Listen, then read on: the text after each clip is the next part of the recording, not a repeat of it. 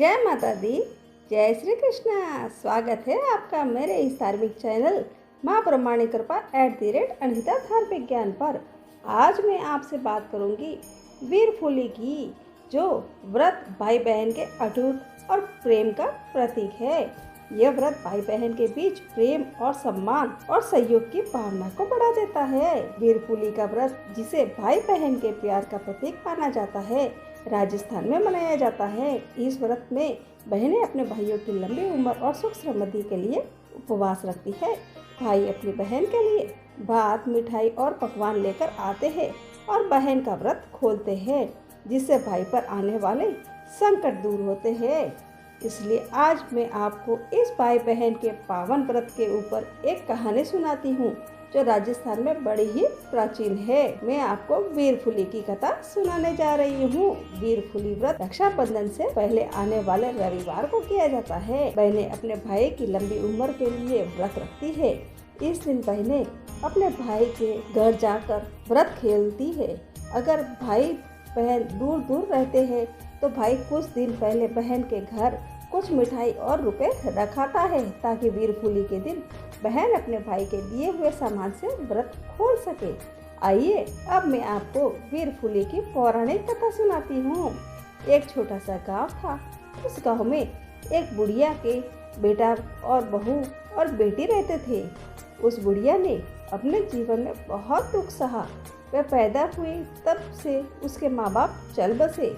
उसे उसके मामा मामी ने पाल पोस कर विवाह कर दिया था। शादी के बाद भी उसके जीवन में सुख नहीं था। किस्मत का लिखा कोई नहीं टाल सकता। बेटा बेटी होते ही पति बीमारी के कारण चल बसा। ससुराल वालों ने उन सबको घर से बाहर निकाल दिया।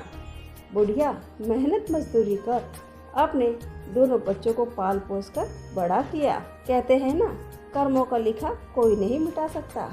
बच्चे विवाह लायक होने पर उनके विवाह कर दिए। बुढ़िया ने बच्चों को बहुत अच्छी परवरिश दी थी, ताकि सुख हो या दुख दोनों आपस में एक दूसरे की मदद कर सके। वे दोनों अपना अपना सुखी जीवन जी रहे थे। तब एक बार की बात है, राखी से पहले आने वाले रविवार को वीरफुली का व्रत आया। माँ ने बेटे को याद दिलाया, लेकिन बहू को ननद एक फूटी आँख नहीं सुहाती थी। तब उसने कहा कि हमारे पास वीरफुली देने के लिए कुछ भी नहीं है। क्या आप अपनी बहन के घर खाली हाथ जाओगे? क्या आप अपनी बेइज्जती कराओगे? तब माँ बोली कि बेटा, बैलगाड़ी भरकर तुम्हारे बहन के घर गाय भैंसों के लिए खेत में से चारे की पुली बांधकर ले जाना और 2-4 किलो गेहूं लेकर जाना। बेटे ने हामी भर दी। फिर वह खेत में से चारा लिया, 5 किलो गेहूं लिए और बैलगाड़ी में रख सवेरे जल्दी ही अपने बहन के गांव चल पड़ा। चलते चलते दोपहर हो गई। वह जंगल के रास्ते में जा रहा था। जाते हुए मार्ग में उसे एक सांप दिखाई दिया। अपने रास्ते में आते देख उसे रोका। तब वह बहुत क्रोध में हुआ और कहा कि मुझे क्यों रोका? अब मैं तुम्हें डसूंगा। भाई के तो पसीने छूटने लगे और सर्पदेव से प्रार्थना की कि आज मेरी बहन के वीरफुली का व्रत है, मुझे जाने दो। लौटते समय मुझे डस लेना। सर्प ने कहा कि मनुष्य जाति पर भरोसा नहीं करता, मानव धोखेबाज होता है। तब भाई ने सर्प से कहा कि मेरे पास चारे की पोटली है, आप इसी में छिप जाए। मैं अपने बहन के साथ वीरफुली का व्रत खुलवाने के बाद तो मुझे डस लेना। सर्प फिर उसकी बात सुनकर चारे में घुस गया। भाई बहन के घर पहुंचा, लेकिन बहन ने भाई का मुरझाया हुआ चेहरा देखा तो पूछा, भाई सब कुशल मंगल तो है ना? भाई ने कहा कि नहीं, सब ठीक है। बहन ने भोजन तैयार किया, वीरफुली की कथा सुनी, फिर गेहूं की फूली सेकी और सेकते सेकते कहने लगी कि धानी सेको फूली सेकू, मारा वीरारा वैरी सेकू। धानी सेको फूली सेकू, मारा वीरारा दुश्मन सेकू। उसके इस मंत्र के प्रभाव से पोटली में बंधा सर्प जलकर मर गया। और वहाँ पर भाई बहन ने साथ में बैठकर भोजन किया। थोड़ी देर बाद बहन की एक भैंस वहाँ आई। भैंस उस चारे को देखकर खाने का प्रयत्न करने लगी। यह देख भाई तुरंत दौड़ा, उस चारे के पास आया और सोचने लगा कि सांप बाहर आया तो नहीं, अगर आया होगा तो मेरी बहन को डस लेगा। लेकिन इसका पोटली खुलते ही देखा सांप तो बहन के गाए हुए गीत से जलकर मर गया और जलने के कारण सोने का हो गया। बहन ने आश्चर्य से पूछा कि ये क्या है भाई। भाई ने बहन को सारी बात बताई और कहा कि आज वो मेरा बैरी था जो मुझे मारने के लिए पोटली में बैठा था, लेकिन बहन तेरे व्रत के प्रभाव से और फूली सेकते समय तुमने जो मंत्र बोले उससे जलकर सोने का हो गया। इसलिए बहन ये तेरा है, तेरी किस्मत का है। इसलिए वह बहन को दे दिया और अपने गांव की ओर चल पड़ा। घर पहुंचकर उसने सारी बात अपनी माँ को बताई और कहा कि वह सोने की साकली मैं अपनी बहन को दे आया हूँ।